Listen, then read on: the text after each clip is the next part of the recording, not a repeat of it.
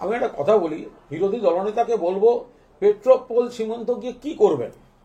খুব সমস্যা এটা। আপনি দিল্লি যান, বিজেপির নেতারা দিল্লি গিয়ে কেন্দ্রীয় সরকারকে ডেপুটেশন দিয়ে বোঝান, প্রধানমন্ত্রীর কাছে যান, স্বরাষ্ট্রমন্ত্রীর কাছে যান, বিদেশ মন্ত্রীর কাছে যান।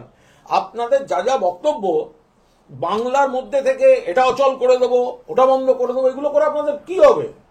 যা যা বীরত্ব দেখাবার দিল্লির দরবারে যান। কারণ বাংলার সরকার, মমতা বন্দ্যোপাধ্যায় মাননীয় মুখ্যমন্ত্রী পরিষ্কার বলে দিয়েছেন, প্রথাগতভাবে আন্তর্জাতিক ইস্যু যা করার কেন্দ্রীয় সরকার করবে আমরা সমর্থন করব। তাহলে আপনারা বিজেপি, তারা আপনারা কেন্দ্রকে দিয়ে করান।